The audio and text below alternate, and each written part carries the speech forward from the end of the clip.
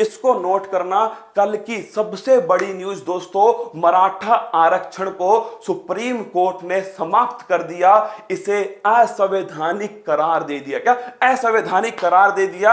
इस पॉइंट को ढंग से सुनना दोस्तों। गुज्जर आरक्षण राजस्थान में हुआ था, लेकिन उसे हाई कोर्ट ने दोस्तों समाप्त किया था। लेकिन क्यों मराठा आरक्षण सुप्रीम कोर्ट तक पहुंच गया दोस्तों? क्यों बॉम्बे हाई कोर्ट ने मराठा आरक्षण को सही साबित कर दिया? क्यों सुप्रीम कोर्ट ने दोस्तों इसको असंवैधानिक करार किया? किसने याचिका लगाई थी? सुप्रीम कोर्ट ने जो इंदिरा साहनी केस 1992 वाला केस था, उसका जिक्र किया। क्यों दोस्तों उसका जिक्र हुआ? कौन सी बेंच बैठी है? इन सभी मुद्दों पर आज हम आपके सामने बात करेंगे। अति महत्वपूर्ण मुद्दा है दोस्तों। पॉलिटिकल साइंस के अकॉर्डिंग 5 मई 2021 को एक बड़ा फैसला किसने दिया है? सुप्रीम कोर्ट ने दोस्तों 5 मई 2021 को सुप्रीम कोर्ट की 5 जजों की बेंच ने एक फैसला दिया। आप सभी जानते होंगे भली भांति, 5 जजों की बेंच जो होती है दोस्तों, इसे कहते हैं कॉन्स्टिट्यूशनल बेंच। लिख लो, संवैधानिक बेंच कहा जाता है? क्या दोस्तों? इसे कहते हैं संवैधानिक बेंच। जब भी 5 जज बैठेंगे तो वो बेंच कौन सी होगी? कॉन्स्टिट्यूशनल बेंच होगी। और इसकी अध्यक्षता किसने की? अशोक भूषण ने दोस्तों इसकी अध्यक्षता की। किसने? अशोक भूषण इसके अध्यक्ष थे। और सुप्रीम कोर्ट ने, आइए देखते हैं फोटोज के द्वारा पूरा कालक्रम में आपको समझाने वाला हूं। ये देखिए, supreme court declares Maratha court law unconstitutional. Supreme court ने दोस्तों असंवैधानिक करार दे दिया मराठा आरक्षण। किसको? मराठा आरक्षण को असंवैधानिक करार दे दिया। सुप्रीम कोर्ट ने एक लाइन बोली है दोस्तों कि इंदिरा साहनी केस पर पुनर्विचार की कोई आवश्यकता नहीं है, वो बिल्कुल सही है। क्या क्या बोला है दोस्तों?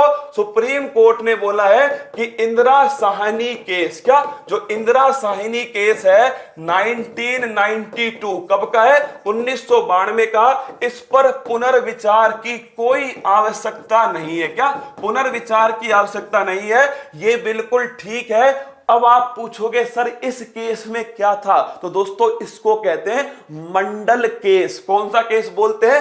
मंडल केस। और तुम जानते होंगे आरक्षण संबंधित आयोग बना था मंडल आयोग, तो मंडल केस भी इसको कहा जाता है। अब आप कहोगे इसमें क्या डिसीजन आया? 50% दोस्तों अधिकतम आरक्षण की सीमा हो सकती है। क्या कितनी सीमा हो सकती है?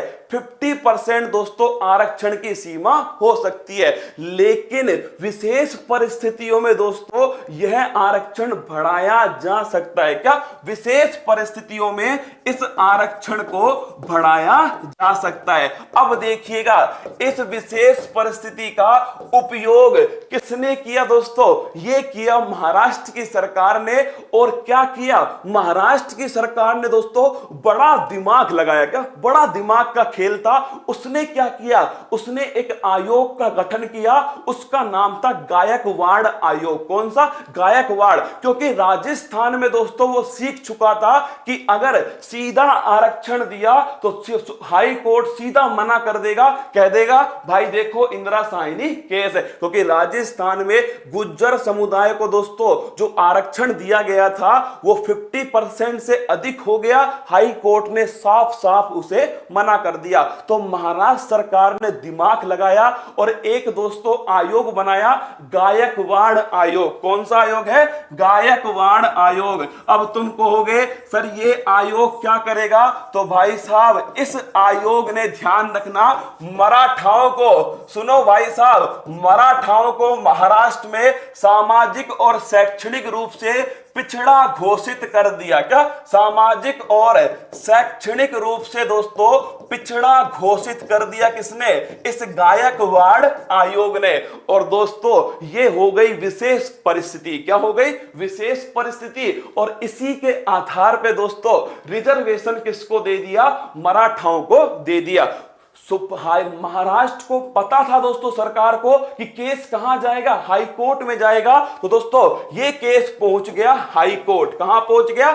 बॉम्बे हाई कोर्ट में पहुंच गया। बॉम्बे हाई कोर्ट ने कहा हम तो इसे रद्द करेंगे। महाराष्ट्र सरकार ने कहा इधर आओ। क्या? इधर आओ। ये देखो गायकवाड़ आयोग की सिफारिश, इसमें साफ साफ लिखा हुआ है कि जो मराठा हैं ये सामाजिक और शैक्षणिक रूप से पिछड़े हुए हैं। भाई साहब, हाई कोर्ट ने कहा ये कौन है गायकवाड़? तो दोस्तों महाराष्ट्र सरकार ने कहा पूर्व न्यायाधीश हैं गायकवाड़। बोलो बांके बिहारी लाल की जय। हाई कोर्ट में घेर लिया किसने? महाराष्ट्र सरकार ने घेर लिया। तो बॉम्बे हाई कोर्ट ने कहा यह डिसीजन बिल्कुल सही है, विशेष परिस्थिति के आधार पर इनको आरक्षण देना चाहिए।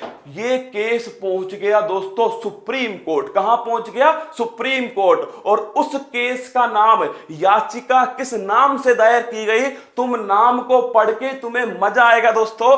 ये देखिए, ये तो था इंदिरा साहनी केस 1992 का। इसके बाद में देख लो दोस्तों, डॉक्टर जयश्री लक्ष्मण राय पाटिल वर्सेज चीफ मिनिस्टर। दोस्तों नोट करना किस केस में किया गया है? तो जयश्री लक्ष्मण राव, क्या दोस्तों? जयश्री लक्ष्मण राव पाटिल वर्सेज दोस्तों चीफ मिनिस्टर। ये केस, ये याचिका दायर की गई सुप्रीम कोर्ट में। और इस याचिका में कहा गया कि जो मराठा आरक्षण है इसे असंवैधानिक घोषित किया जाना चाहिए। इसी की सुनवाई दोस्तों लगातार मार्च अप्रैल के महीने में सुप्रीम कोर्ट में होती है। 5 जजों की बेंच इसको सुनती है।